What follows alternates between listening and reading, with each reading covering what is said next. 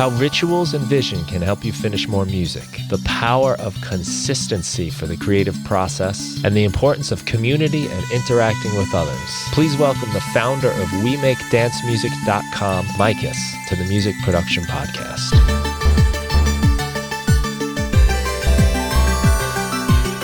Mikas, great to have you here. Welcome back to the show. Hey man, thanks for having me again. It's been 6 years since we talked last time. It's been a while. How you been? Yeah, I've been great. Kind of doing a lot of the same stuff, but keep working, developing. And I know you've had some additions to your life. You've said you've become a father of 2 now. So congratulations. Thank you. I know that's changed the work life a bit, as it tends to do. I think a lot of us that listen that had children can relate to, you have to make the best of the time with the 2 kids to take care of, 18 months and 6.5 years old. They take a lot of energy, So when I have a chance to be in the studio, do something, or to do a call with you, something like that, it's nice, It's nice to have a little bit of time, do things that you love. So, yeah, 2 boys. That's great. Yeah, I relate to what you're saying. I don't have kids, but when I teach high school English, as you know, and it's summer vacation comes around and I feel like I have all this time and I'm going to do so much, but I wind up wasting so much of it because there's so much to waste. But when I'm working, sometimes I feel like I'm more productive because those few hours I have in a day to do stuff are precious and you got to really capitalize on them. And you were saying kind of the same thing that having children does for you. Absolutely. When I sit here and I get to record an episode of my podcast, like I have to introduce my podcast, I do live electronic music. So that means I just start recording, make a track in real time, and through the past 5 and something years, I made 345 episodes. And at first I was okay, and with time I get better, because of consistency and work. And, I dedicate this amount of time. This is what I have to put in, but at least I get to practice. I get to make a product for our site, We Make Dance Music. I get to do my craft, right? Pretty much the same as you. And as I was telling you a couple of minutes ago, because we did this call 6 years ago, I started doing my kind of version of not what you do, but of what I do, So it really inspired me to get started and to be consistent, which is the key, as we both know for any artistic endeavor, not only music production. You can be a painter, you can be anything.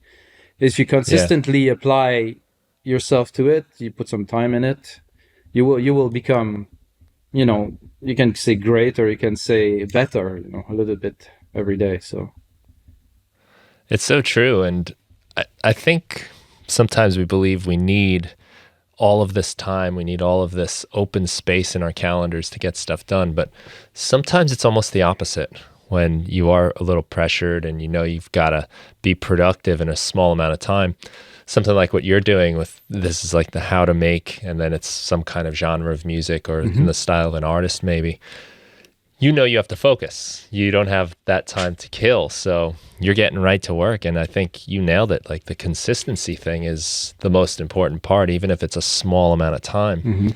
That stuff really adds up as you keep going throughout the long game, instead of worrying about like a short sprint or marathon, really. It's more about these little sprints.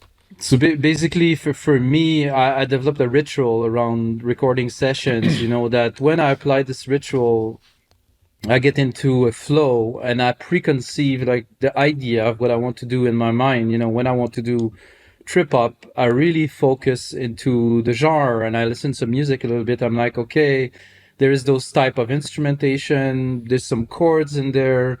And then, as I was telling you, I kind of dive into like a mode of like subconscious, it's not literally conscious what I make.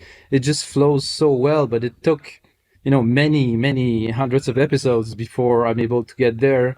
And because of the ritual and the focus, I get there, I'm like, okay, I'm going to compose a trance track. And it just comes out like so naturally. Why? Because of consistency in practice. It's not any miracle, you cannot start, let's say, hitting home run every time if you play baseball. If you don't practice like to hit the ball 1,000 times a day, you will definitely hit a lot of home run, right? It's the same for us. the more you do, Mm. the more you're gonna hit some home runs. That is to be able to have a creative idea within 30 minutes, which is, I think it's a feat. There is over the 345 episode I release, I think 5 or 7 I had technical problem or I deleted right off because it was really not good at all. I mean, 7 out of this, I think it's pretty good because of the process, creating the habit and really sticking to it. So Mm. Yeah, that baseball analogy rings with me a bit because when I was a kid playing baseball, I loved it. That was the first thing I ever wanted to be, was a professional baseball player. I wanted to be a New York Met. nice. And I got to the age where I was getting big enough to hit a home run Yeah, on the yeah. field we played on. And even like some of the other kids were starting to do it. So I was just so determined. I was trying to hit that ball so hard every time they hit the home run. But it finally came when I stopped trying to do that and I That's just it. wanted to hit the ball. Just hit the ball and hit it clean, hit it well. Mm-hmm. And then sometimes you just connect and it's like you don't even feel the bat hit the ball. Mm-hmm. It just, the energy is transferred perfectly and it just goes. And it's so much like making music in a lot of ways, where if you're trying, oh, I got to make something great, I got to make something great, you stress yourself out, you miss the ball, you swing too hard. And when you just say, I'm just going to make something, I'm just going to finish this, follow through, and that's when the good stuff tends to come out of that once in a while. Exactly. I would say, maybe 7 out of 10 average, two great and one very good, exceptional, let's say. Mm. Because you cannot always hit home run, but if you have in music, if you use your own skills and build a set of skills that are, composition, sound design, mixing and engineering, and then arrangement, like very important. So if you put all of those and you slowly improve into each of these, if you're lacking A, you can play with B, C, and D to really always deliver something, right? So it's not Mm. literally one. Of course, if you're an excellent composer, it's great, however, probably mixing is not your thing, sound design is not your thing. So there's always little tricks. So for me, sound design and mixing, best strength. This is what I can do very well. Composition, not so good. I got better, practicing a lot. But what I've done is I took these compositions like, okay, I'm going to optimize on what I can do. Then I will take the other step. I can do arrangement quite well. I can do sound design quite well. I mix, I believe, really decently. So with those together, I'm able to create a good track every time, playing with like the different parts that I have. So I think that counts. So if for the people out there, if they're not so great at mixing or something, well, then they can compose better and maybe get some help with mixing, or maybe Mm. just work a little bit more on this every time to try to progress, or at least have, as a studio geek, have a decent setup with proper acoustic, would be the base, for somebody who's a geek like me, so they translate well, or using some kind of decent equipment to be able to reference here yourself, so what you do. So there's a lot at play, when you make music with computers. Some people think it's you just go in there, some magic happen, the track come out, and it's amazing. I mean, we both know, and the people out there know that Hmm. it's just not what's happening. Right. I think this is a really smart thing you're saying, though. Like, focus on your strengths, build up your weaknesses. Mhm. Like, you're saying you're taking some composition classes, right? You're Yep. taking some lessons and learning I about some theory stuff over the last few I years. tell you an interesting story is I bought a piano for my son when he was 5. I bought him a piano, I mean a keyboard, electric piano. And it took quite some time before we got a good teacher, and we traveled, and we got back from a pretty long trip this winter. And then we looked for a teacher, and we finally found somebody great, and I took my time to see if I liked the guy enough. But then he get to teach him piano to my son, my 6.5 years old now. And then my wife also took piano lesson. And then I'm like, Hmm. okay, I like the guy. So I started doing music theory with him, like literally more advanced chord progression. What are the keys? What could play in what keys?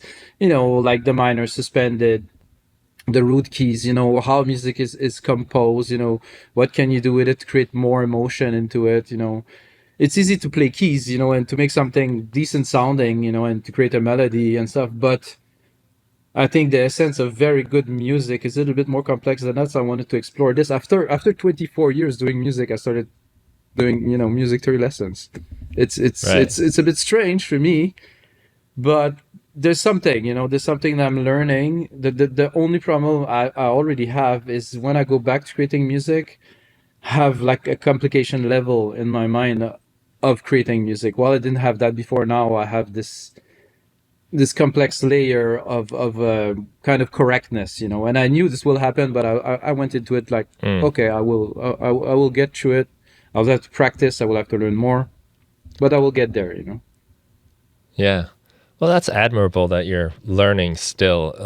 Like a lot of people might think 24 years and, you can kind of just start making it. But it seems like so many of the people that really advance, really keep growing and don't plateau are doing that's important, learning new things.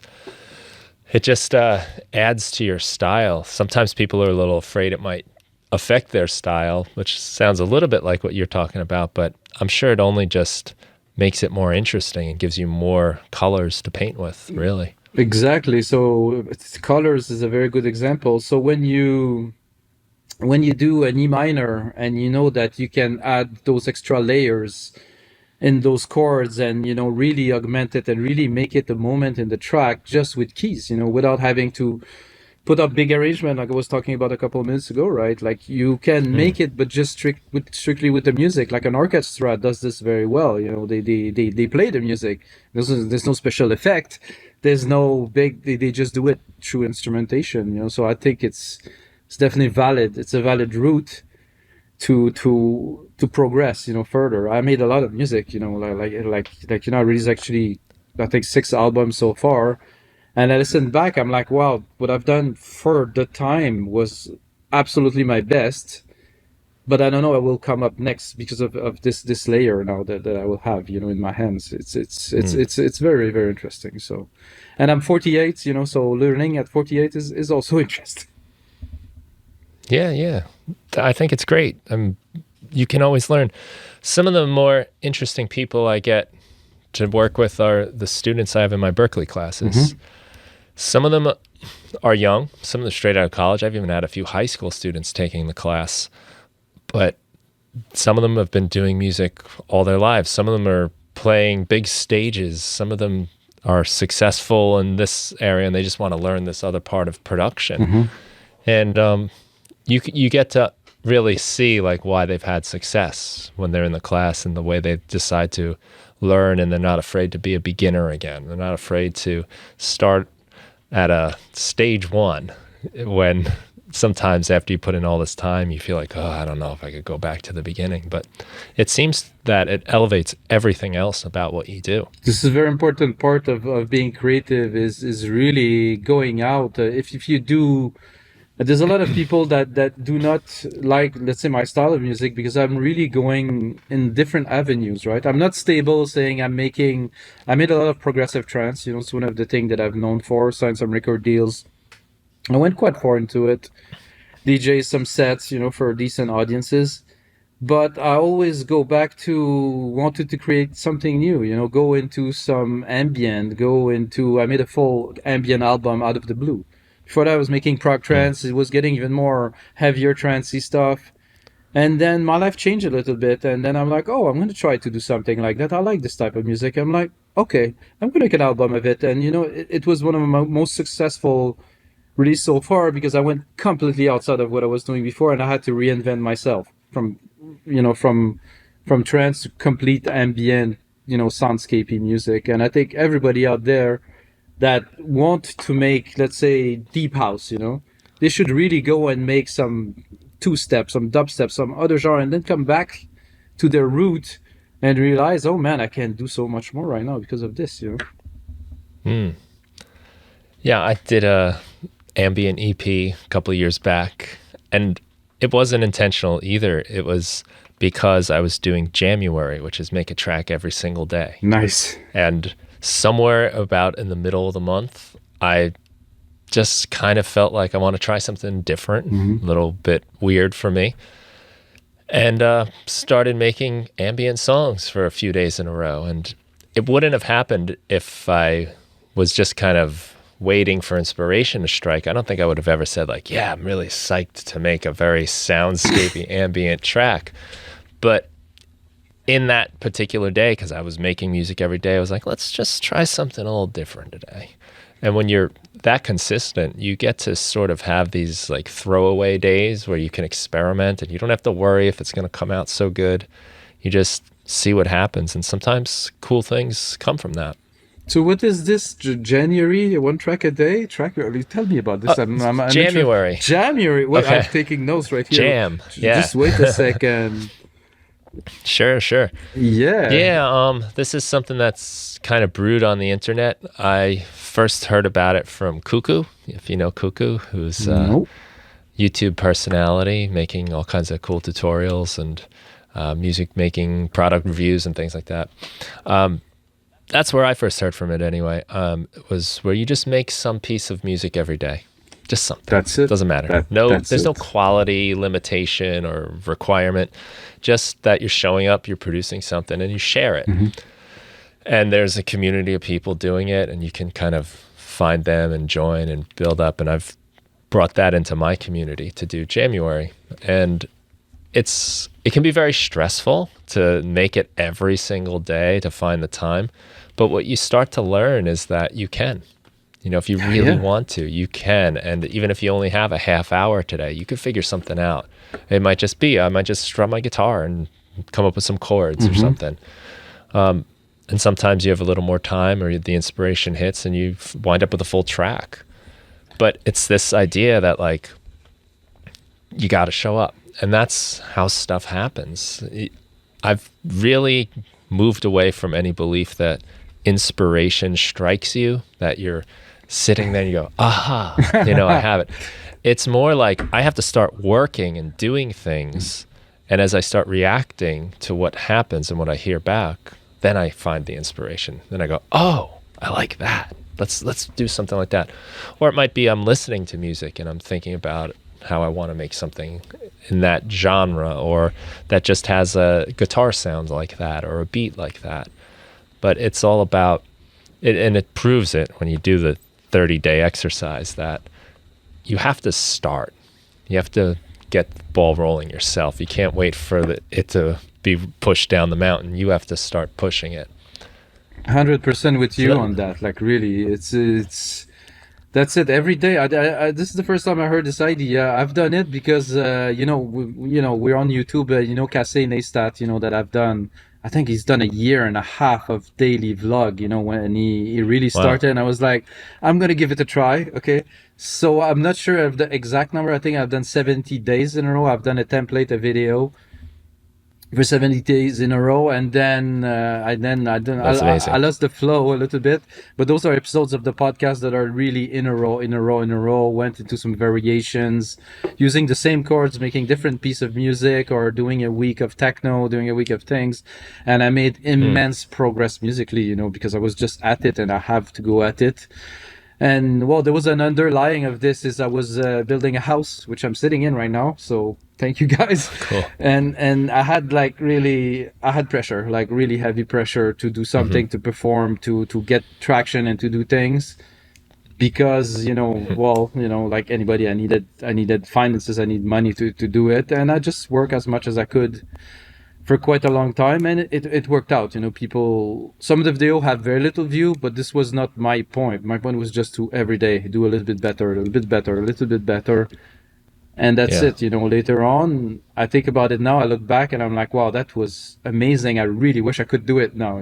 It's this is very valuable work, and putting the work in every single day. If you have to, you can wake up at 6, do a half an hour. It's what I wake up at 5 because my 2 kids wake up a bit later, and I put in some work in the morning. And I'm lucky enough to be able to make music here, like any time of the day and night, without anybody hearing. So, blessing to this, and yeah, if I can put in half an hour on a mix, or have an episode to finish or something, I just do it while I can. It's just very important. So.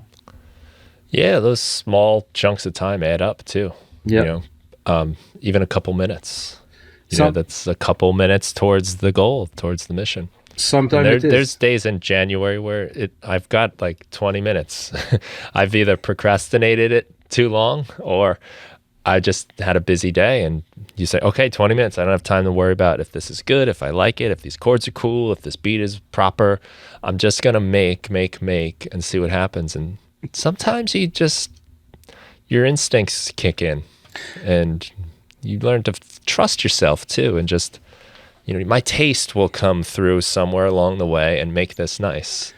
I think we all, I mean, it's proven, I like to know about the mind, and it's proven that we have a lazy brain. So the first default is not, I don't want to do it, because of ABC, some fear and stuff. And yeah, you have to go beyond that. But really, the default is like, oh no, I have to do A, B, C, and D. And you will put your attention somewhere else and, kind of go away from it. And really deep inside, this is really what you want to do, but the focus is so hard to keep, to really get in there and create, which is, it's what we do, right? You Yeah. create packs, I create templates. It's basically, this is what we do. So there's no, there shouldn't be anything. There should be like number one priority at the front of your head. This is what I'm doing. This is what I'm doing. This is what I'm doing. Mm, But it's hard to keep it there, really. So sure.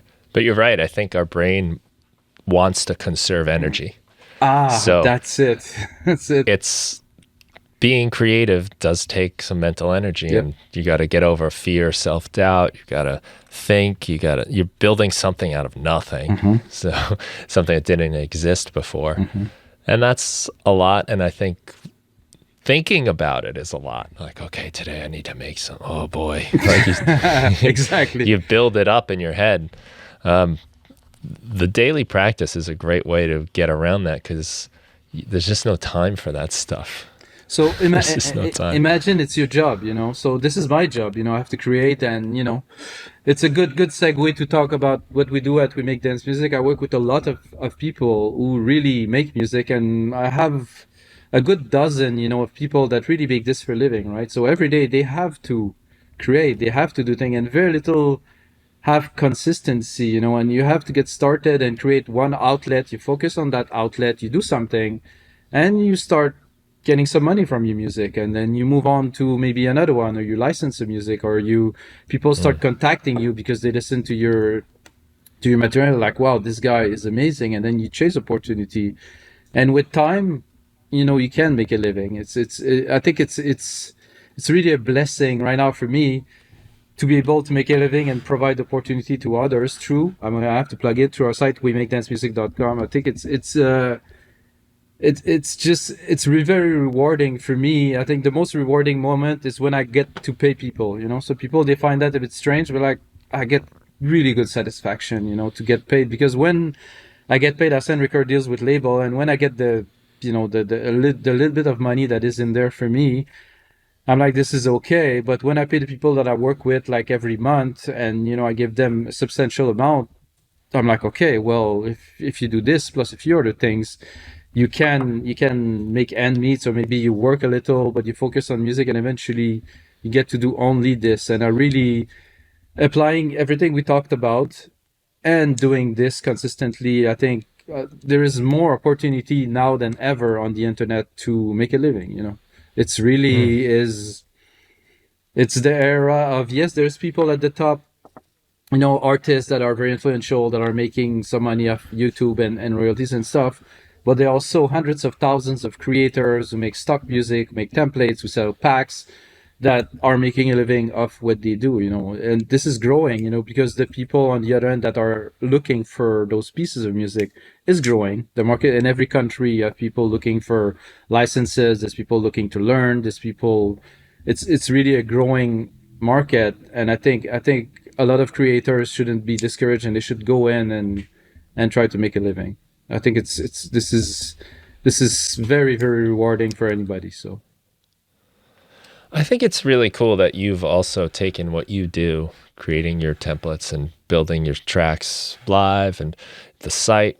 There's so much stuff on here, and you're also providing a way for other musicians to make money doing music as well. And I think that's just such a cool thing. Like you're getting to do the thing you love, and you're helping other people do the thing they love. So that's a really cool gift to the world. I think there's a thing in music industry that is like that, the chance factor, right? The chance factor is sometime up to 80% of your success, right? But if you come across, let's say our side, there's one example I have is a guy from Ukraine, which is a very famous country these days still, sadly. He still lived there in Odessa, on the seaside. And I worked with him for it must be almost 10 years now. And this guy started, he got out of a conservatory, was a classically trained pianist, and he uploaded a few templates. And I was like, wow, man, your stuff is great. He loved trance, made some big banger tracks. And I was like, wow, your stuff is great. It's like, really? So we exchanged some emails, and he was not confident in what he was doing, really, not at all. He was like, okay, I make music, I think it's great. And I really encourage him. And at some point, I give him some writing contracts, and we build a relationship. And he's still on the site. He's still one of the best sellers on the site, of course, today.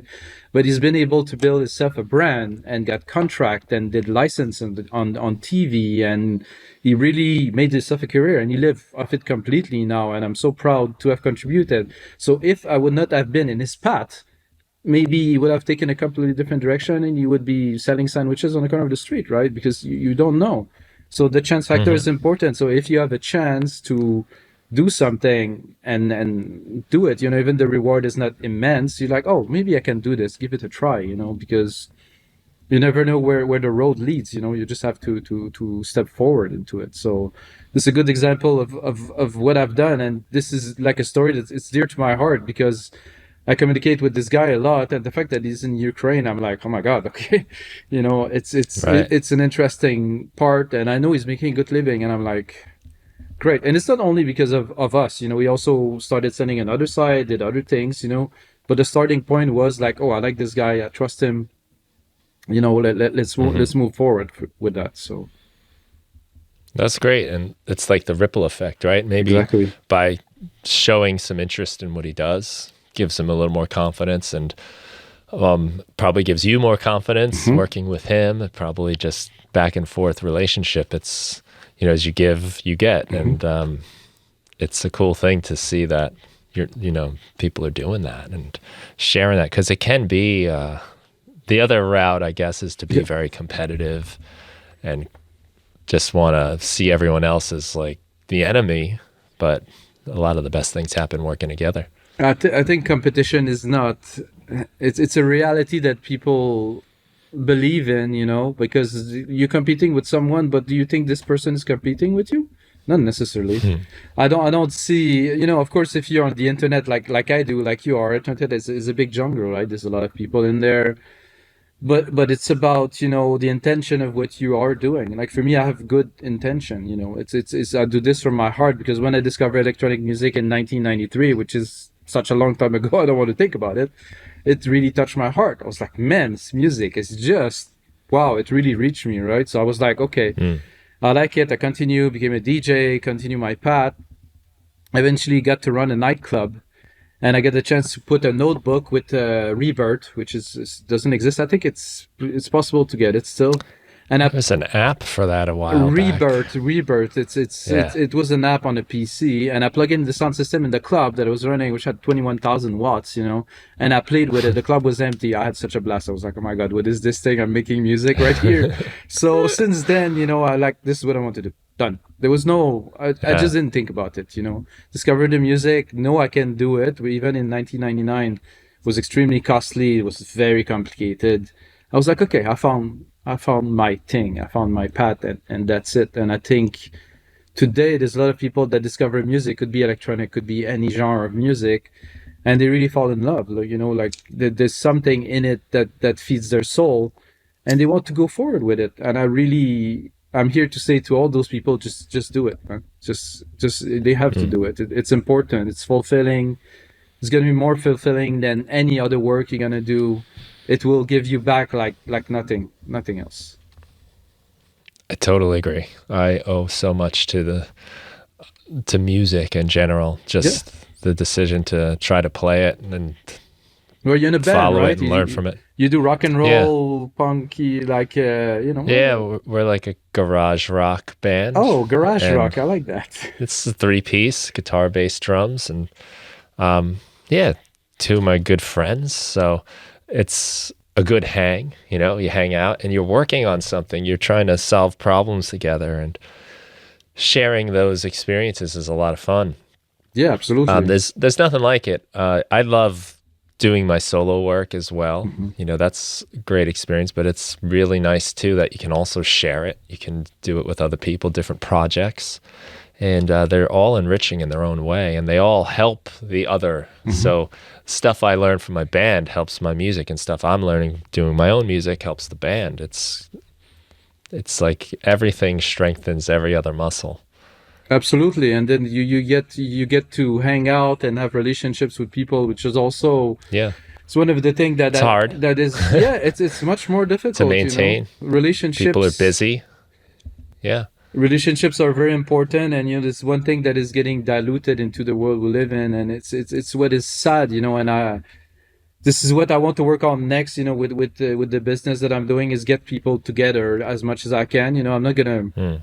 say that I have project for next year to really start going into big cities and doing meetups, because I think it's missing. I think people are really like the connection are dissolving, and people are not getting together so much, and we really need to get together and meet people. It's what's make us strong as human. It's like being together, exchanging.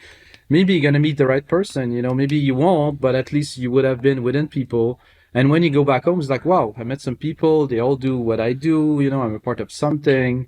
You have your own Mm. community, and I think in music this is super important to have a little bit of support, to have some people, and like I said, it's sadly the people that wanted to bring that in society, the social network, kind of actually did the opposite, through what they've done, for us. So Mm. it's good, but there's really kind of another side to it. So Yeah, a lot of the things that have supposedly brought us closer together have kept us apart. So we don't meet up as much. We don't get together as much. But that kind of stuff is really important to know. Like, you're not alone. There's other people doing it with you, to share in the struggle. All of that, especially because most of the time when you finish music and release it, it just kind of it goes out there, and nothing happens.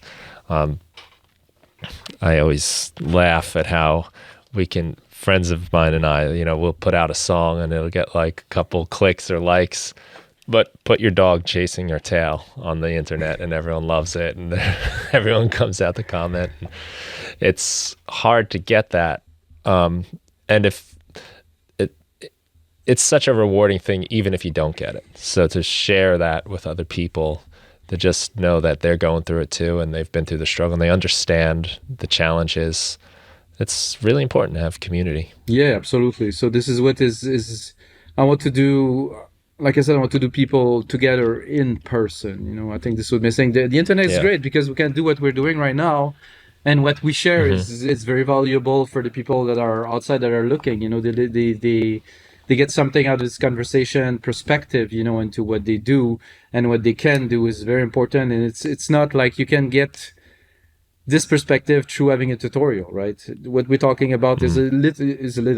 a lot deeper than just like the music production aspect and the techniques. The techniques are there; they're very important. However, there's a lot that goes around it that has to be considered. If you go and venture into those space, our work is not very glamorous. It's you're sitting at home in front of a computer. And personally, I have to tell you my experience of collaboration, with other musicians, and through the 23 years and a half that I've been producing music, I collaborated in person with only one guy. So because we met and we kind of hit it off, and we're like, hey man, yeah, you want to do music? Yeah, sure. And I was more advanced than him, so I teach him, what I knew. And for me, when I go in the studio, I'm like, I'm not like I know the secret. I'm gonna hold it. No, I'm like, okay, let's do. I know this, so we build tracks together. And I have to tell you, this it actually led me to create We Make Dance Music because of this collaboration. It's like it Wow. was unknown territory, right? So I'm like, we're gonna do a session every Thursday. We do those sessions. we really stick to it. Every Thursday we went, we actually drink quite a bit. We partied. We're in the studio making music, making trancy stuff, mainly progressive in 2011, 2010. And then I finished a session with him and he sent me the files, and while I was walking home, I get a text, send space or something. And like I get the files, I'm like, man, other people could get those files. They would have a blast, right? That was April 23rd, 2012. And I just look. I remember looking at my phone and having this idea. And like, what am I going to call it? We make dance music. I'm like, boom. It's like because of A, B happen. It's something Yeah. that you don't know. So imagine I want to do meetup. Why? Because people connect and you don't know what's going to come out of it, right? So you never know. But if you don't take at least one step forward toward it, you're never going to know. So you might be scared of showing up. You might be scared of emailing a label. You might be scared of getting in touch with you, let's say Brian, or getting in touch with me. And I think, no, man, you should really move forward, take action immediately.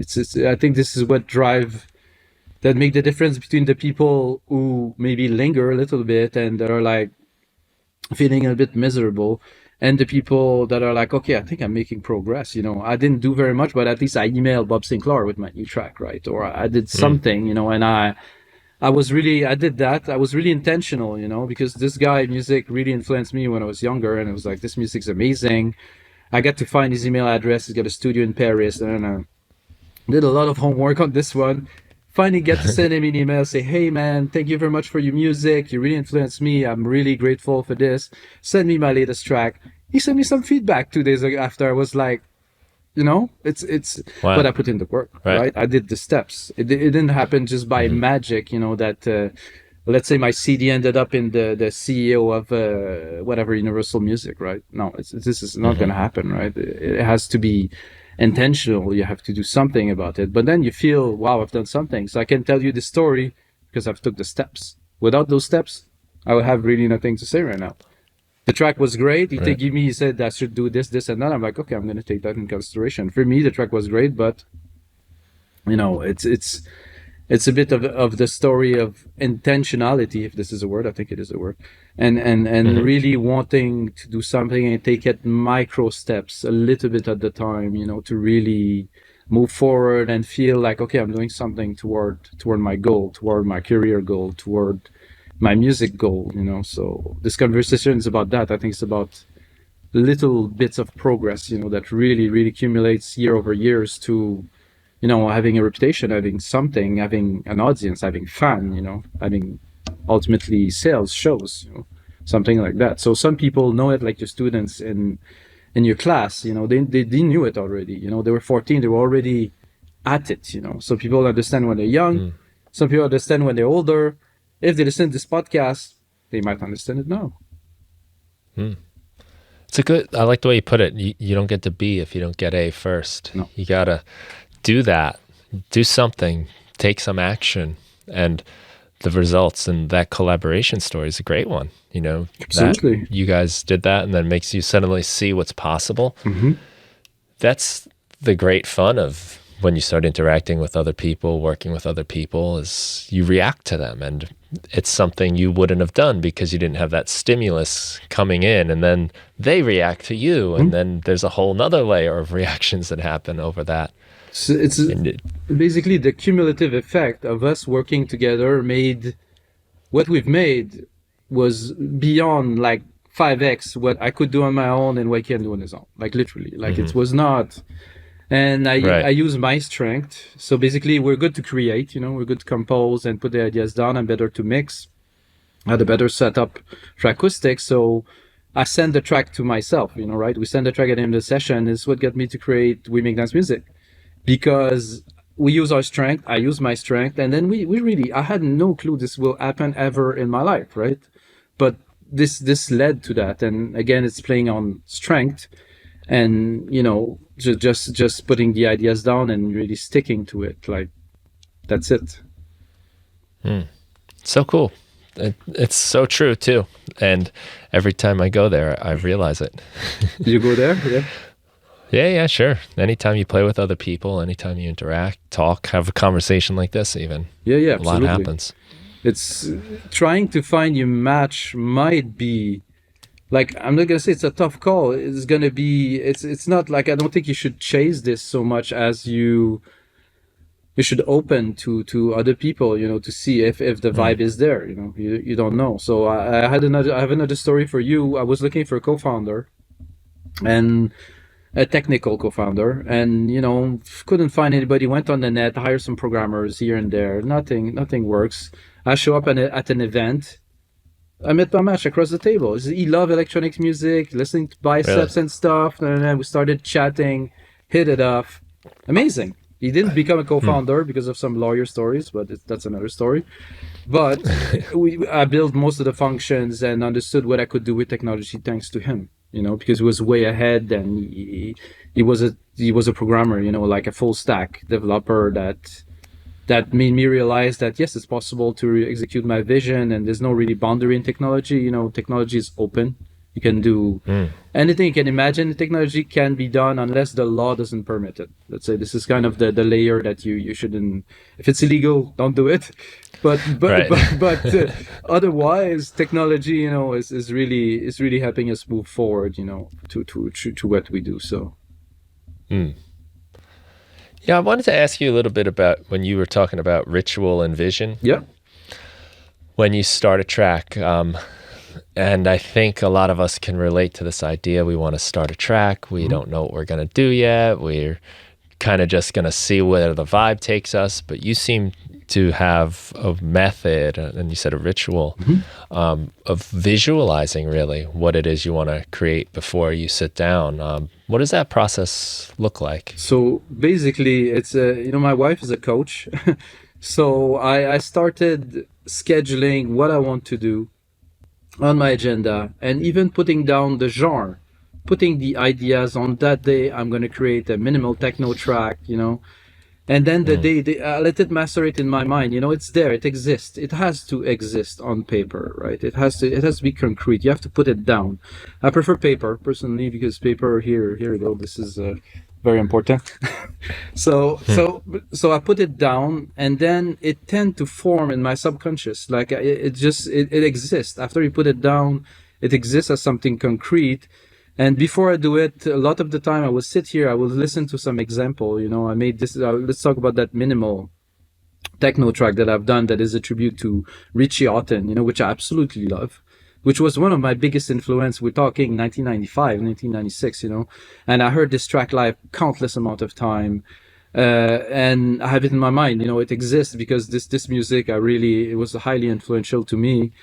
And then before the session itself, I had a ritual. I take a shower, put some clothes on, and really focus. Like, I'm gonna make this. Okay, what am I gonna need? Okay, this element, this element, this element. So I think and concretize what I'm gonna need. And then when I sit down to create, I don't really have an agenda. I really kind of let it flow.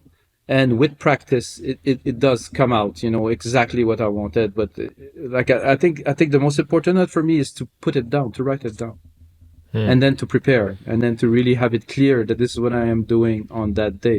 It might sound a little bit esoterical, but if it's down, it exists, right? An idea exists. It's formed. It starts to germ. It's like a seed, and then that's it. It comes, and using the skills that I have, and maybe preparing a little bit the session, as in, okay, I'm going to need some drum, I'm going to need some synth, maybe I'm going to prepare pads, maybe I'm going to prepare some percussions, something that I know if I start playing the keys, the ideas will flow, it will work.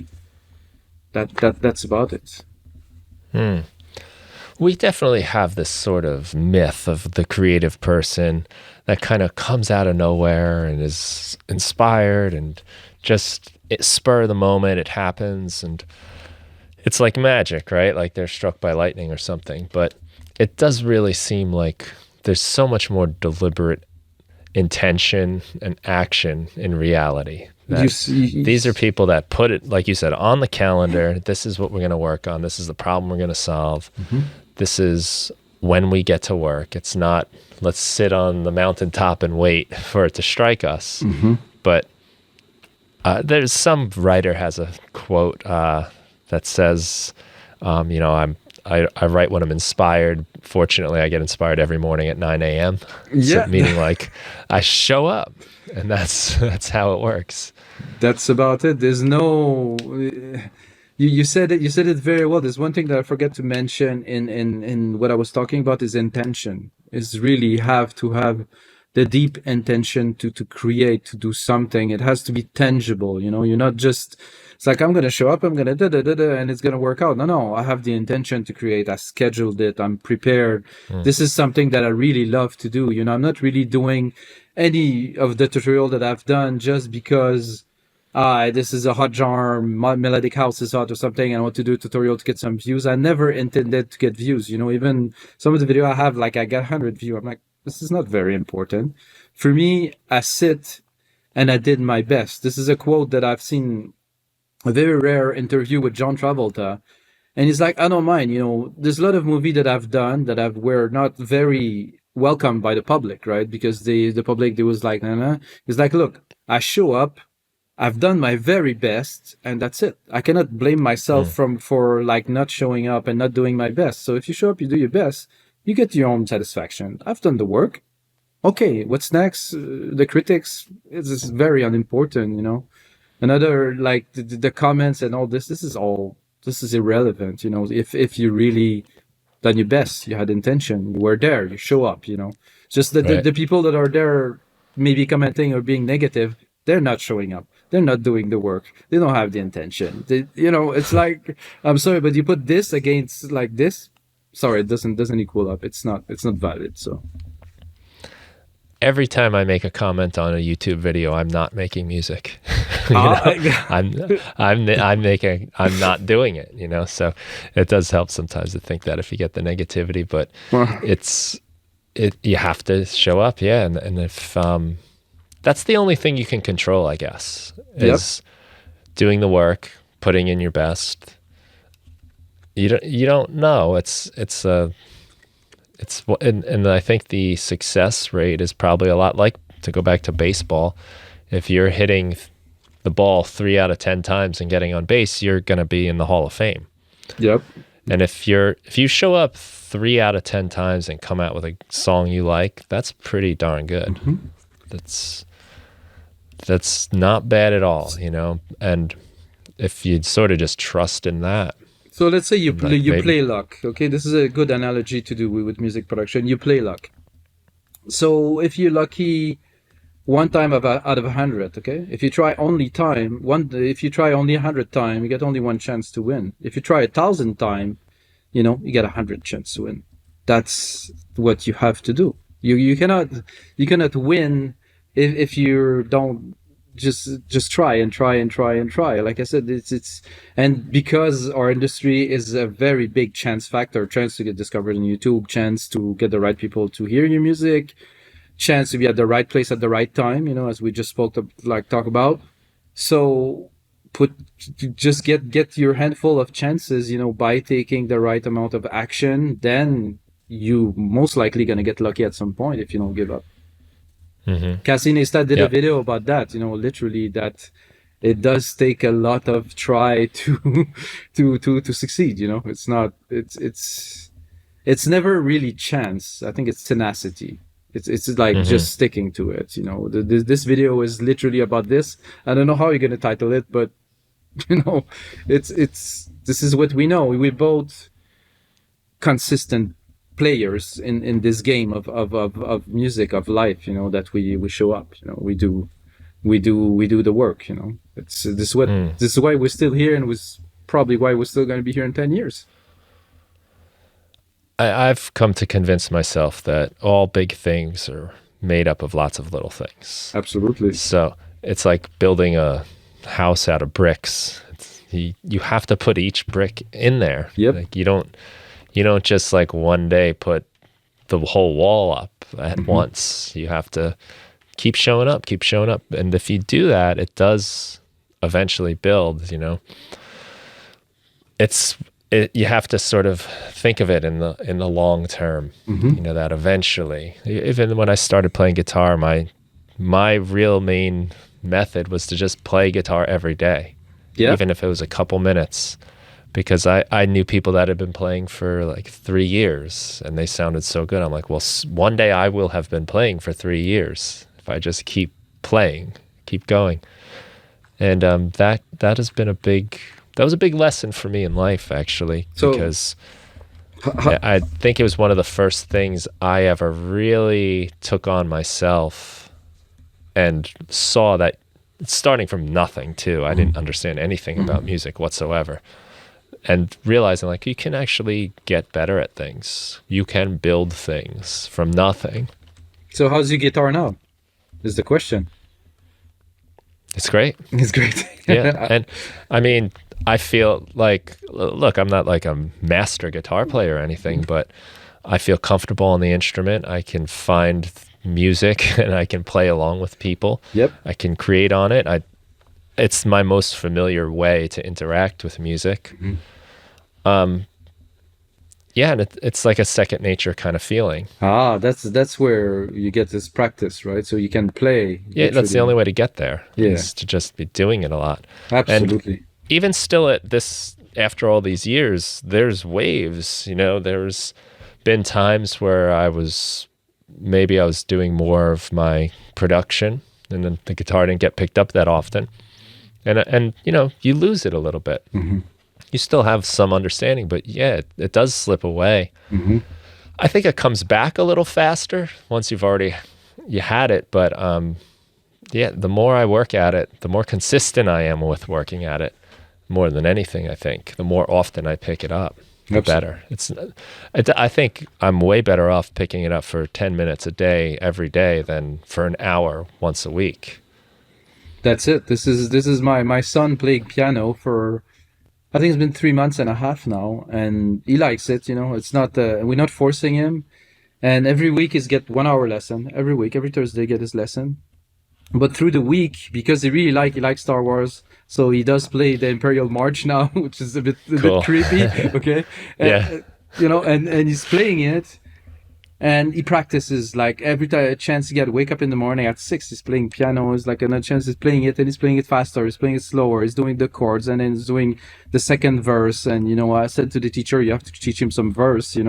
And he's like, well, but it's only 6 and something. I'm like, no, just teach him the track. He's gonna take it. He loves the song.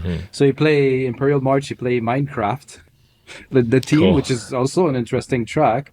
But we don't force him to do anything. We just say, just what do you want to play? And he's playing and he loves it and he practices. He practices consistently, like really every day. Sometime half an hour, sometime an hour of like a little. And I think he's going to be very good over time. That's it. This is the process of a 6 years old. It applies at every age. You could be 50 and you could decide to become a writer if you want, in my humble opinion. Sure. Or you can decide to become a programmer. You can decide to become a marketer. I personally want to become a salesman, now, like a more like salesy kind of person, because I think I need to reinvent myself a little bit and get out of my comfort zone. My comfort zone is sitting here on my computer and doing my thing.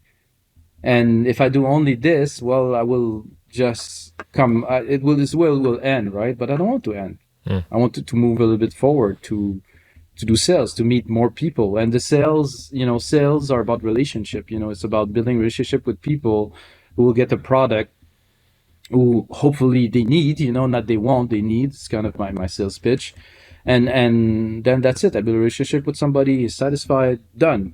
So it's there, it exists. It's something tangible, and it's very difficult. We just talked about it. It's becoming strangely more and more difficult to build relationship with people.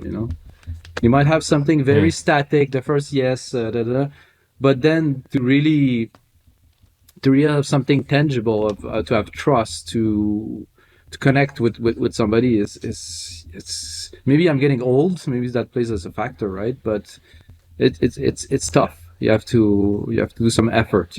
So same as a relationship, with partners and stuff. It's complicated. Yeah, I think in our world, everything has become like so mass produced, right? Like you can email everyone on your list, this generic thing. And maybe what you say reaches people and it makes a difference, but it's generic. It's not just for them. Hmm. But I think I get the best relationships building with my work on like very one-on-one ways. Yeah. So if it's an email somebody sends me, and if I write them like a real heartfelt response, like that, the effort, it's, you think of like things being scalable. Like, I guess you can't do that to everybody, but the people that you take the time for with that stuff stick with you. And I Hmm. feel the same way Hmm. as well when someone gives me that attention, that like, oh wow, like this person's really cool. Like that was really nice of them, and it makes you want to support them more. It makes you want to work with them. It makes you want to help them out if you can, Absolutely. because they took that time to be personal and have a real interaction Hmm. instead of any kind of the mass interaction. I don't enjoy, but the personal stuff I can get something out of. Hmm. Like, no, that's nice. And honestly, like with the podcast, for instance, I get emails from people to be on the show or whatever. And I'm almost looking to see if this is a personal email or if this is something I can delete. That's kind of my mindset when I'm going through all these messages. And if it's something that I feel is like, dear podcaster, Oh you know, no, and then it's just Brian. like, we love your show. And it's like, I don't need to read that because it's not even for me. But when it's That's like, hi, Brian, like, I listened to this episode and it's specific or whatever, then it's like, oh, this person really wrote to me. So I feel like I'm going to give them the time back. well. Thank you very much for that. This is like I get in touch because I was like, oh, Brian, and then we upload your products to the site, right? And then I was looking at your products, like, man, and I was actually watching the videos, and I was like, Jesus, you create, man. I was impressed, and I was like, and then I remembered that I started what I was doing because of you, as I told you earlier, and I was like, I have to get in touch with you. It was there. There was something palpable. I was like, I need some more promo podcasts. I need some. No, no. I was like, yeah, really, Mm. really. And I cannot really recall the first podcast. I will have to watch it after this one because I really a lot has happened to me since then. I moved 3 countries. It's a bit crazy. I want to. Where are you now? I'm in Poland now. Oh, no way. I'm in Gdansk in the north of Poland because my wife is Polish. My second son was born here, so he's also Polish. Before that, I was in Barcelona. Before that, I was in the south of France. Actually, Barcelona, south of France, and then here. Hmm. It's I think you were in Spain when we Yep, spoke yep. I was in years Spain. ago. Yeah, yeah. So Yeah. it's Oh, that's cool. we'll probably be back there within a year or two, knowing our crazy, kind of we're a little bit not nomads, but kind of like to experience different cultures. So Mm. Spain is interesting. Here it's also very interesting. It's surprising me, by the people are very nice. It's dynamic. The only thing is the weather is not so nice like England, it's like very rainy, but otherwise, what a country, man. What a place. Yeah. Like the people, it's extraordinary to experience this. I think I'm very lucky. I'm enriching my culture, to living through places. Some people they do travels, right? So for us, we live in places, for a certain amount of time, and then we're like, oh wow, this is great here, and then we have plans to go live in London for a year, and go to Canada for a couple of years. Mm. It's to live. Culture is interesting, it's different. Well, that's another thing that will fuel your music and your art and just Absolutely. everything. You're learning, you're getting new perspectives. Your kids are gonna be way more cultured from this. It's Lian is trilingual already, so if we go back to Spain, really, he's gonna have four. So wow. I it's mean, what an asset that is, right? For whatever he wants to do with his life. it's my wife speaks 5 languages, so quite fluently. Mm. Except the French is not so fluent because we didn't go deep on this one, But Hmm. it's like speaking the music language, the programming language. There's a lot of language in life, Right. that are more than just spoken. Speaking is a language, of course. It's like our primary means of expression, but there's dancing, there's expressing yourself through music. There is expressing yourself even through code, through writing website, through design, through things. So I think they're all assets.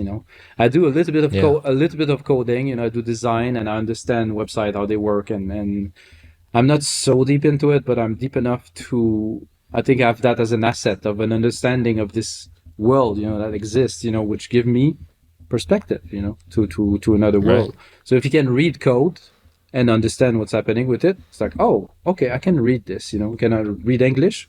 Great, can read Polish, can read other languages.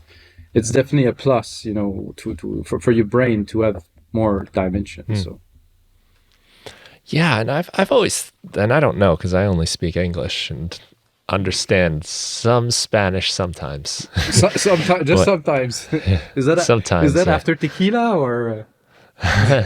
No, well, I took Spanish all through high school and I Oh, think okay. 2 years or at least a full year in college. And I did great in Spanish. I Yeah. got high 90s. I learned how Nice. to do well in Spanish class. Ah, I didn't okay. learn how to speak Spanish or Oh, okay. really understand it. I learned how to pass the tests and, do what the worksheets and all of that. Hmm. But I've had a lot more experience with it in the last few years with my teaching at the high school. And more and more, you start to pick it up just by being around it. But I can see how when my students start learning English, how their thinking changes. Hmm. Like they have like a whole other language to think in, to consider thoughts and ideas. And I mean, there's so many words in so many different languages that we don't have words for in English. Hmm. And when you learn them, they open up your eyes to concepts that maybe you didn't really think about before, or at least you haven't consolidated into a single word. Exactly. It's dimensions, that you have to understand things. And of course, in different languages, the vocabulary is completely different. I learned a little bit of Polish, actually, a fair amount of vocabulary, not so much to speak, but to understand and how the language is. And the language implies a culture, and the culture is really surrounding me, and I have no choice to be in it, to absorb it and to be influenced by it. And this is a wonderful thing. So this is Mm. not it's not a minus, it's definitely a plus, to be. But if you live in New York City, I mean, you're surrounded by every culture on earth, literally.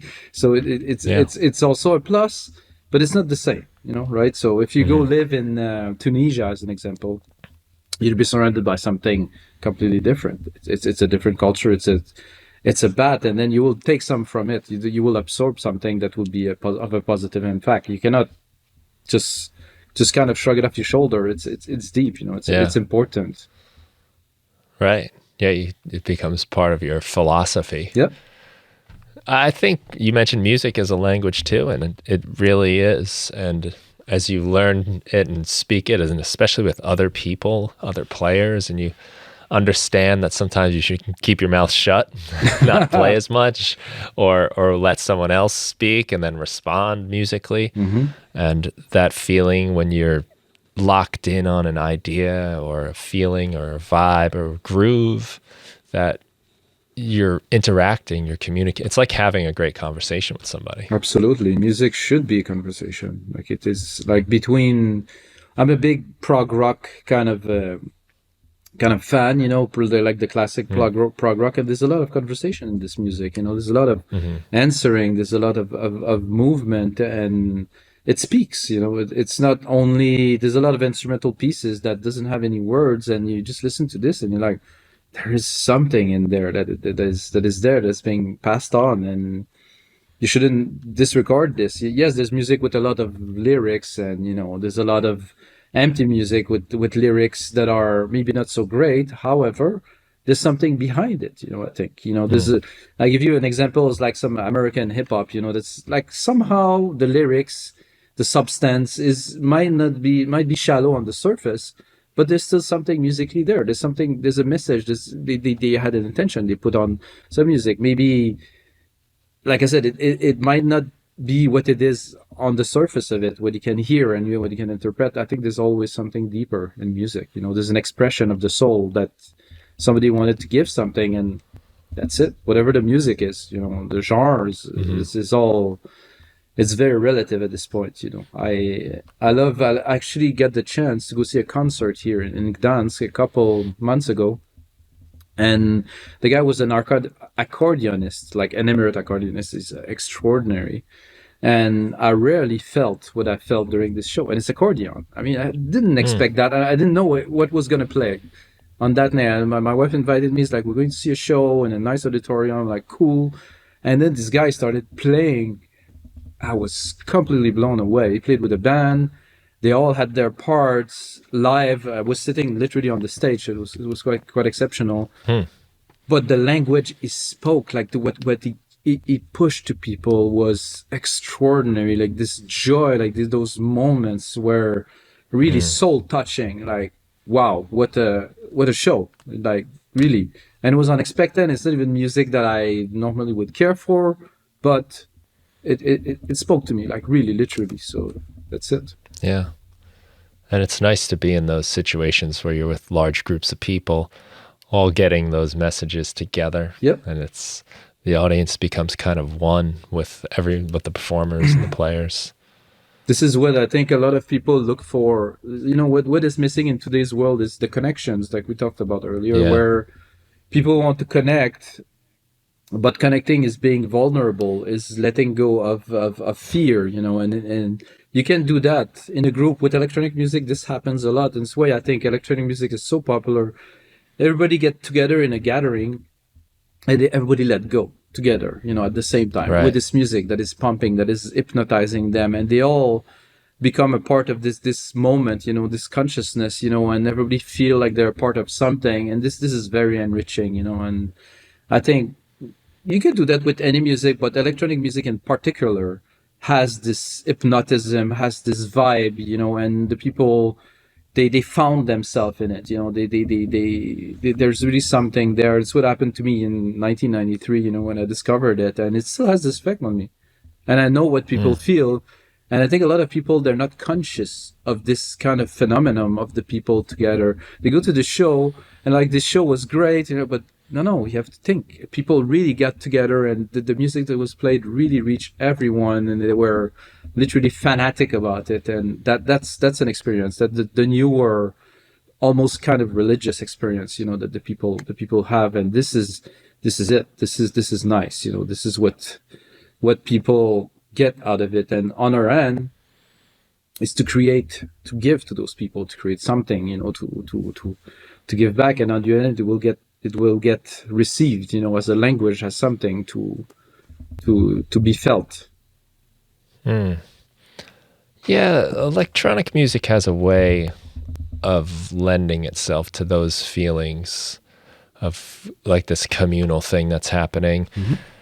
I wonder if it's a lot of other kinds of music when you're watching performers play instruments, everyone looks there. Mm-hmm. But in a lot of electronic music, it's more about dancing, it's more about being in the crowd, and there's not as much a lot of times anyway, a focal person you're watching the whole time create Mm-hmm. it. They can set in the background a little bit more.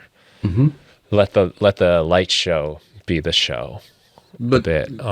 so I think you kind of lose yourself to find yourself. You were in. Uh-huh. I experienced that a lot personally.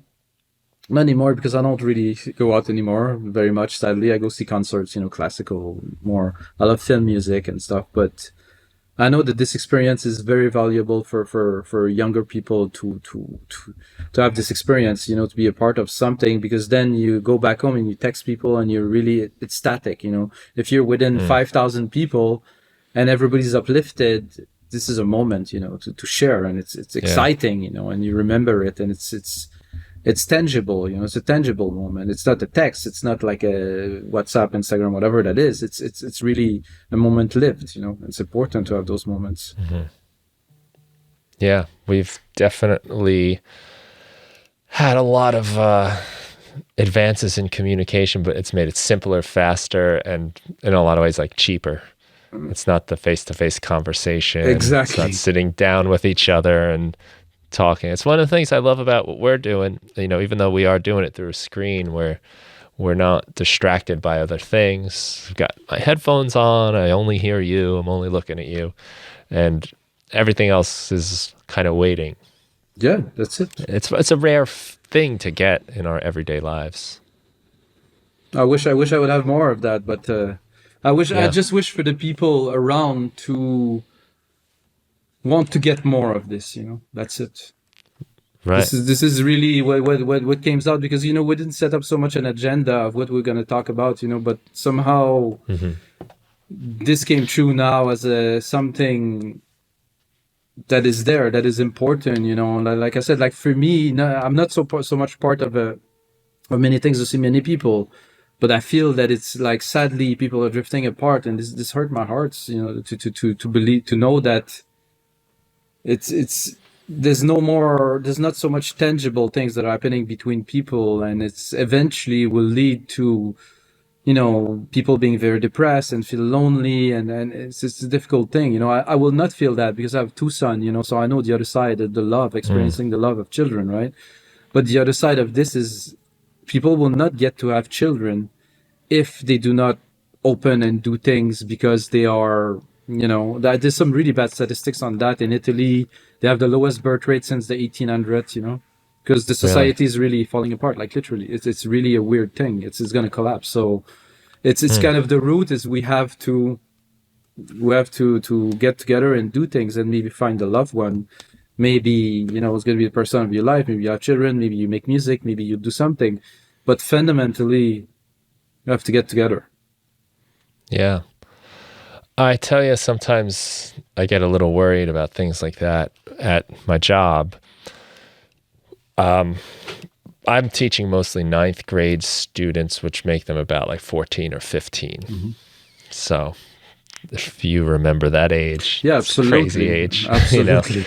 Um, and your friends are like everything, it's really important in your life. It used to be if I wasn't in my classroom and all the students were in the classroom for whatever reason, maybe they got there before me or something, it'd be chaos. It'd be loud. There'd be kids hanging from the ceiling. You'd have to worry they're gonna try to jump out the window. Like it would be madness. But Hmm. now it's silence. No. It's mostly silence, and it's just people looking at their phones, playing a game or scrolling on whatever they're on. That's kind of the norm, and they're not turning towards the person next to them as much. They're not interacting like they used to, and it's a change I've seen in the 18 years I guess it's been since I started. That it's kind of weird sometimes when you're in a quiet room with 30, 14, and 15-year-olds. Whoa, It's quiet. 30. Yeah, this is Yeah. so there has to be some I'm not gonna say someone, but some people or a movement that is started for people to go like not against this madness that is happening, because it's I hope so. And I could imagine that happening where I think they kind so. of I think that sets like technology will get to a point of saturation where people will go back to the roots. I think it's a cycle. I really hope so. Of course, a lot of people will be left completely entangled in it, and there's no way they will be find a way out of it. But some will, I think, and hopefully, I personally limit. I don't have my phone. I have zero on my phone, and you don't use email, don't use anything. Banking, mm, music, and that's about it. Messaging a little bit for business, but that's it. And phone, no, this is the most dangerous object in the collections of the. yeah. However, is the most useful, is the most wonderful. I have to tell you this story. When I was 15, I was with my friend, and we're young and we're a bit crazy, and we're drinking and stuff, and we're like, man, that I would love to have this device, of a Walkman, because then we had Walkman with cassettes, a Right. Yeah. Walkman, with a cell phone and maybe a little computer on it and stuff. But this was far from even being taught like about, because I had the cell phone here and it was actually quite a brick still back then. And then I have my Walkman here. And then like, I couldn't really do anything with those two, and they were fairly sizable and they were completely clunky and really useless unless you want to do phone calls with it, Yeah. and the music player were like a cassette, that Hmm. it's just run out of batteries all the time. The cassette breaks. It's like you have to record And your own, it's woof. It wasn't very effective way, and sure, and if you want different music, you needed lots of cassettes with you. So I usually you had your Walkman, but you listened to the tape and then you were kind of done with it. I had like a vinyl collection, and then I had my cassette. I was recording to cassette to listen to it outside the home, So that was Hmm. my kind of thing, So it's long time ago, but we dreamed about this device, this magical device, that would be so awesome. But it happened, it happened not so long. I mean, 15, 20 years later, it happened. But is it really that good that will Yeah. It's way more powerful than our imaginations or even like Star Trek imagined. you well, know? what they didn't imagine is you would have all the knowledge of the world at your fingertip any time of the day and night. Yeah. That's a So problem. tempting to look at. That's a problem. Or yeah. So and Yeah, I then mean, at any time you could be having a conversation. Oh, let me just look up. How old is that actor? What movie was that person in? Or you can just constantly turn to it.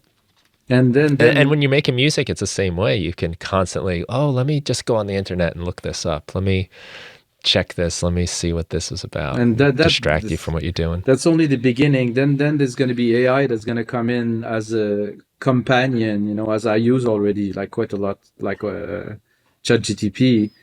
And then that's another layer of like complete unpersonalization where you're like literally talking to a machine. So that would that remove even more one layer of communications, like it just gone. Another Mm, one that was already thin, it was already diluted, but now it's going to become unexistent because you're just going to have this thing that you can talk to, you can do things for you anytime you want. So imagine the next step is coming. It's just around the corner. What's here, but it's not so powerful already. And then there's going to be another stage that is going to come. So people will go even more off, and then it's going to be VR, AR, and they're going to go more off. And where is the humanity in the person that we are is going with that? Where? What do we have left of being human? We're like literally androids, like machine kind of integrated into those interfaces and those things. So what do we do to mm, create music? What's left? I don't know. You don't know? Here you go. I don't know. Well, sometimes it's just so nice to pick up an acoustic instrument. If you sit at a piano and you just, or you just hit a drum or an acoustic guitar, it almost feels like magic because you didn't have to turn it on. It's wireless. It doesn't need a It is. speaker. It's sometimes that's just such a nice way to play music with other people too. Just the thing you're holding is all it is, and I could understand the movement, and I get that myself too. Sometimes I got to get away from all this and just do it the old way. I personally like to go gardening, so I'm like Hmm. done. I'm lucky enough to be able to do this. So I'm like, okay, this come from my youth, from a long time ago. I've always seen my father build big gardens and cultivate a bunch of things, and I'm like, I'll do that too. Not that Hmm. I'm great at it. It's not extremely important, but at least it's having those moments of complete focus onto one thing. That's it. Like it's what Right. people have to think about. It could be reading, it could be gardening, like me. It could be cycling. Cycling is a demanding thing because you have to be aware of your surrounding. Like could Hmm. be skateboarding, could be any activities that take you off completely, that you can focus completely on it for like half an hour at a time. And then after that you have a little bit more perspective and you can go back into your productivity or work or something like that. And I think people don't do this enough. For me, gardening, what do you do to escape this world that we're in Yeah. right now? I think those are such important activities. Exercise, anything that kind of forces you to stop thinking about your problems all the time. And you could just keep stuff going on in your head over and over and over, and just it's like being in a whirlpool, and start telling yourself imaginary things, have conversations in your head with other people, imagining worst case scenarios. But when you're involved in something that you can focus on, when you come back to those problems, you're looking at it from another perspective. Yep, absolutely. You've had a break. You're, instead of standing on this side of it, you're on the other side, and you're looking at it and you see different solutions, or you realize it's not as bad. You're not ruminating constantly. Yeah, you tell me. It's you still show up in the office and work, but with some maybe some space in between Yeah. and Well, it better happens better with focus. music even too.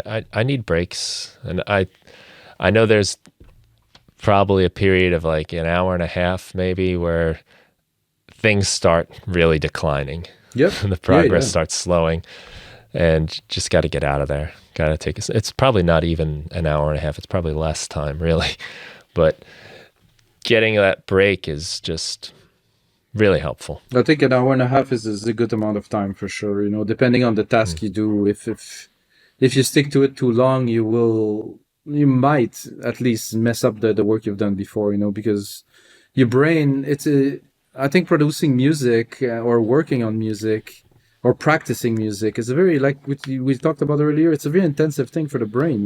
It has to Mm. focus. It has to. You don't just the music don't come in and you just interpret it. No, this is just not. And mostly if you're in the process of making it, it does take quite a bit of brain power, and I would guess a lot of sugar, to feed the brain, and you have to have this enough of it to be able to keep going, unless you drink 15 coffees or, drink some yerba mate or something.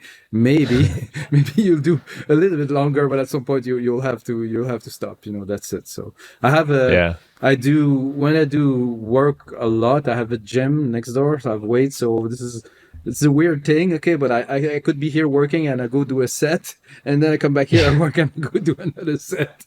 It's a bit That's mad. funny. I have like a little couple weights and kettlebells over there, and sometimes I do the same thing. Yeah. Just maybe I'll take a walk, I'll go outside, or I'll just do something like that. But The, yeah, I agree. It's but it's funny that you do that too. the juice has to flow. So whichever way you Yeah, get it flowing, you just cannot focus for so long onto music. Or I mean, as far as I know, it could be accounting, it could be video creation. That's it. yeah. You Oh, need this. anything where you're stationary for too long. Mhm. This desk I'm sitting at does. It's a standing desk, so you can make it No, go up and down. so And you're I uh, lately, almost every time I'm making music, it's standing. so And you're advanced then in your thing, because I wanted that, but I'm like, I don't know, I'm just so used to sit. yeah, I sit a lot for, if I want to be in the right listening space for the speakers, I got to be sitting. But in the creation process, usually, it's because I also think it's a good test of if what I'm doing works, if it Mhm. feels good, because my body moves. And, Right, like you right. start kind of dancing a little bit.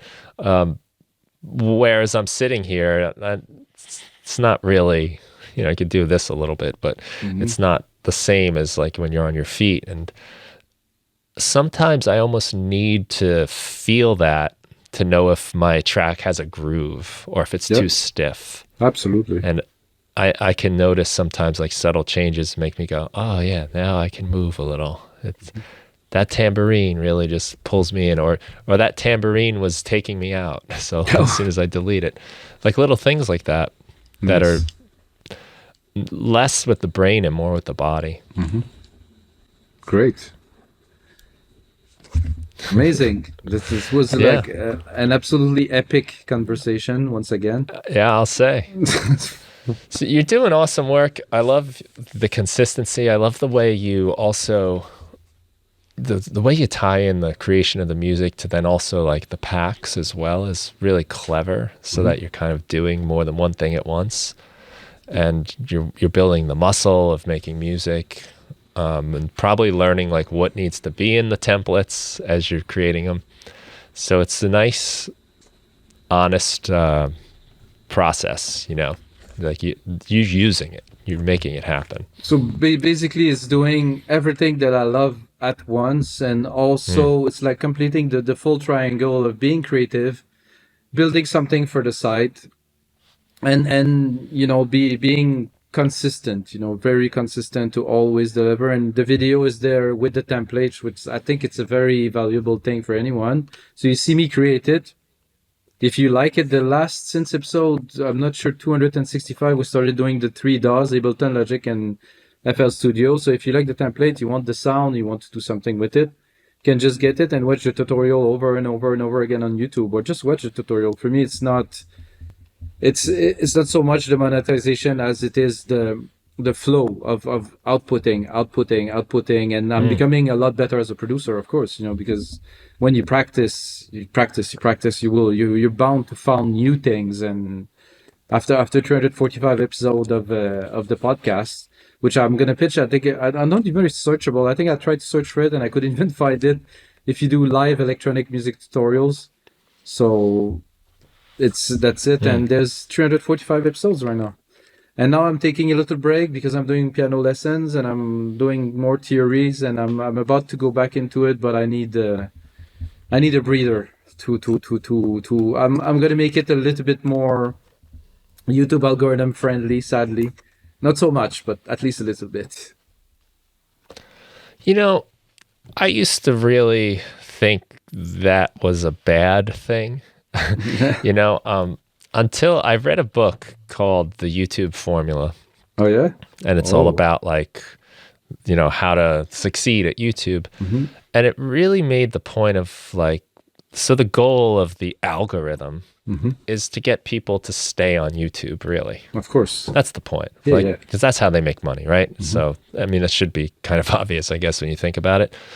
So, what it's really kind of a way of thinking it is you're making the best thing for the person watching Hmm. so that they'll want to keep watching it.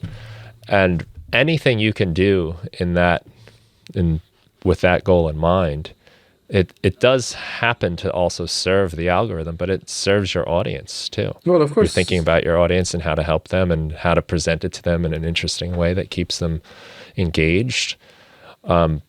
I mean, you can definitely try to abuse it, and then you get like clickbaity stuff and all of that. But I think when you kind of get that honest way of looking at it, then it's not such a bad thing.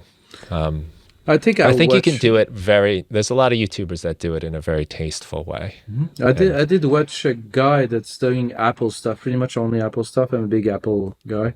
I think it's FPC or something like that. But the video and the cinematography, I just I cannot stop watching it. Literally, mm, it's so good and so intentional. There's a nice story. There's an unfolding, and mhm. this is art. This is really this. We talked about art earlier. This is a form of art to be able to put a story together and to get people to watch it till the end. Not because it's a trick, because it's Right. really is great. It's not about tricking people. I think it's never been about tricking people.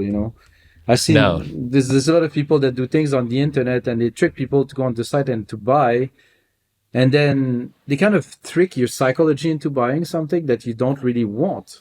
So me, I'm about selling something they need, not that they want, because wanting thing is fine. I want to buy a lot of shoes. I'm a shoe collector, right? Good. Hmm. But do I need those shoes?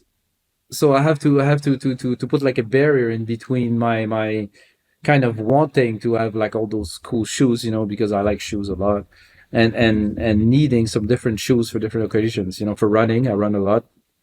I have like plenty of running shoes, like I think like 8 pairs.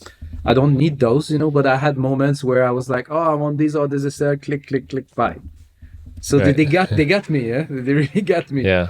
So I could have stick with those 3 pairs and I'd be fine. But it's good to be honest, into your craft, and to if you want to give Right. stuff to people, if you want to people to just to drop your emails, if you want to somebody to drop you his email, you have to be intentional. You have to give something to the person that is real. You don't want to lie to people. You want to really give value, to the people. So that's it. Yeah. You don't want people having the buyer's remorse. Like, okay, great, you That's sold them one thing, and now uh, they feel uh, bad about it. They'll never come back. Um, this is it's this. much more about, like you said, being honest and real and engaging and thoughtful. And that's really what gets rewarded, but it's more of a long game. You know, you might be able to come up with some scheme to get people to buy your stuff suddenly real fast, but they're going to see through that, and then they're not going to come back. So this is, this is for me because I run a website for 12 years, and I run a record label too for another, I think 18 now. And, this is for me advertising. When Mm-hmm. you put a lot of money in advertising, you get a whole lot of customers. So every time I've done ads, I got unsatisfied customers, like a lot of those, like really problems over problems. So the time consumed, one, the money spent to get the people in, two, the time consumed to satisfy those customers or literally to refund them because they were very unsatisfied. Does it really worth it? Is it really a game No. that you want to play? I would be cautious, for people that are doing, selling digital assets and stuff, and even I've seen this trend of promoting Spotify links. I'm like, you're gonna pay 10 cents every time, or not even, it was up to $1 every time somebody clicked to listen to your music, and you're gonna make 100 of a cent on a Spotify stream. Does that make sense? What is it that you're Mm. doing there? So I was a bit shocked when the record label were recommending artists to buy ads to drive links to their Spotify profile, and I was like, how is it tangible? And I get into a conversation on Facebook in a group, and I did the calculation and I put it down, and people were like, oh, really? Okay, so you spend $100, you get average 77 cents per link click, and what you get back, not even $1, over your $100 investment. Like, oh, but you might get fans. Not really, because it's an ad. You get a fan when somebody discover you through a radio, through a friend. You get fans when people have like kind of a surprise moment, a discovery. Discovery is music is all about discovery. And when people discover something new, discover my side, discover your side, discover what you do, they're like, wow, this is great. I discovered it myself. So the reward is really for them. If they click on an ad, it does not have like the same tangible kind of like feeling, for people. So I surely believe Mm. so, at least. Yeah, I think we respond to honesty and authenticity, and probably more and more and more as time goes on, and there's more dishonesty Well, going on. yes. And I think that's the best thing to shoot for. Just to be real. Keep it real. Keep it real, like Ali G. Yeah. It's a while ago, but keep it Yeah. real. It was a deep message, but nobody really understood it. Uh, It's just yeah. like people they don't get those satire kind of thing, but really there's depth to it. But people are like, oh no, that's just a joke. No, it's not a joke. You should really, you should hold on to it. Mm. I find out like humorists sometimes present a better Sure. Yeah. reality and a good format, like for people to think, about things, than the news themselves, or some people that relay information, so Yeah. Sometimes a little exaggeration yeah, shows you what you're really doing. yeah, exactly. It's cool, man. I'm very happy for you and your success, and the company's doing great, and you're working so hard with the YouTube and the podcast. Being a father, congratulations for that. It's been awesome to catch up with you again. Thank you very much, man. I'm really grateful to have a moment with you, and I'm looking forward to listen to this clip because it was quite, to me at least, it felt quite epic. The topics Yeah. we touch are important. It's really from the heart to me. To try to help people understand the perspective of what we do, and give a little bit of our experience to them. And if they listen to the whole conversation, I invite anyone to get in touch with you or to get in touch with me if they have any questions, because it's important, to, Mm. if you have something to say or if you have a question or something, get in touch with me, go on my site, send an email, I will get it. So it's good to communicate. And like we said, if you open the door, if you do take action, something will happen. So invite everybody to take action. I agree. Yeah. That's And it. they can go to wemakedancemusic.com to find you, right? There you go.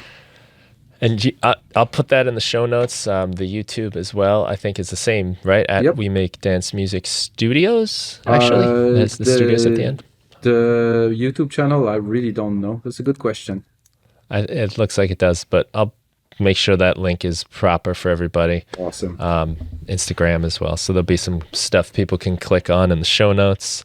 Awesome. And I want to say thank you very much for coming back. Thank you very much, man. I will see you in another 10 years here. if we're all still able.